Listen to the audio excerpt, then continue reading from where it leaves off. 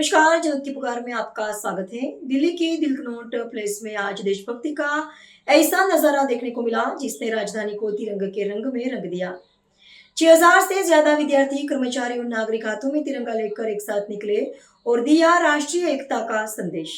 नई दिल्ली नगर पालिका परिषद यानी एनडीएमसी की ओर से कनॉट प्लेस में हर घर तिरंगा 2026 अभियान के तहत भव्य तिरंगा यात्रा का आयोजन किया गया। दिल्ली की मुख्यमंत्री रेखा गुप्ता ने जनपद रेडियल इनर सर्कल से तिरंगा यात्रा को हरी झंडी दिखाकर रवाना किया। इस दौरान एनडीएमसी के विद्यालयों के हजारों विद्यार्थी और शिक्षक, कर्मचारी, अभिभावक, आरडब्ल्यूए और मार्केट ट्रेडर्स एसोसिएशन के प्रतिनिधियों समेत समाज के विभिन्न वर्गों के नागरिक शामिल हुए। हाथों में तिरंगा और जुबान पर देशभक्ति के नारे। कनॉट प्लेस का इनर सर्कल देशभक्ति के जोश से सराबोर नजर आया। तिरंगा यात्रा ने इनर सर्कल का एक पूरा चक्कर लगाया और राष्ट्रीय एकता का संदेश दिया। मुख्यमंत्री रेखा गुप्ता ने कहा कि तिरंगा यात्रा सिर्फ हाथ में राष्ट्रीय ध्वज लेकर चलने का कार्यक्रम नहीं, बल्कि विकसित भारत के निर्माण के संकल्प की यात्रा है। उन्होंने कहा कि देश के बच्चे और युवा भारत की नई ऊर्जा और सामर्थ्य के प्रतीक है और विकसित भारत के लक्ष्य को हासिल करने में उनकी भूमिका बेहद महत्वपूर्ण है।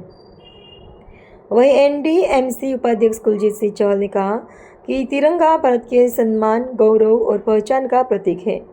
उन्होंने कहा कि वर्ष 2047 तक विकसित भारत के संकल्प को साकार करने के लिए समाज के हर वर्ग की भागीदारी जरूरी है। ये स्वतंत्रता दिवस और इससे जुड़ा हुआ हर घर तिरंगा उत्सव जो पूरे देश ने मनाया, एक एक भारतीय ने मनाया, 140 करोड़ नागरिकों ने मनाया और ये कहा कि तिरंगा हमारी आन बान और शान है, तिरंगा हमारे दिल में है, तिरंगा हमारा गौरव है। और इन प्रत्येक नागरिक के द्वारा भारत माँ के जयघोष के साथ में ये संकल्प लिया गया कि विकसित भारत का स्वप्न मात्र एक संकल्प नहीं है, मिशन मोड पे पूरा भारत, पूरी सरकारें और हर नागरिक इस काम के लिए लगेगा ताकि विश्व को भारत नेतृत्व भी दे और हर नागरिक बढ़ करके अपनी हिस्सेदारी इसमें करे। वंदे मातरम का अपमान हुआ है, अमित शाह मांग कर रहे हैं मैम कि सोनिया गांधी माफी मांगे। और मुझे लगता है कि ये कांग्रेस पार्टी जो किसी समय पे आजादी को अपनी अचीवमेंट मानती थी और जो कहती थी कि केवल हमारे कारण से देश आजाद हुआ है, आज उस आजादी के मायने, आज उस देश के सम्मान के मायने पूरी तरीके से भूल चुके और इतने अधिक वो सेल्फ सेंटर्ड हो चुके हैं कि उनको ना तिरंगे का अपमान करने में शर्म महसूस होती, ना राष्ट्रगीत के अपमान करने में। वो सबसे बड़े स्वयंभू नेता बनकर के अपने आप को मानते हैं।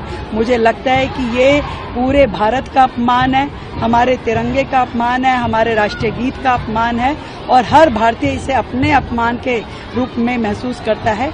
निश्चित रूप में उन्हें माफी मांगनी चाहिए पूरे देश से और भारत माँ से। अगर आपने हमारा अभी तक चैनल सब्सक्राइब नहीं किया है तो कृपया चैनल सब्सक्राइब कर लें, लाइक करें, शेयर करें, कमेंट करें। तो मिलते हैं फिर किसी और खबरों के साथ। नमस्कार।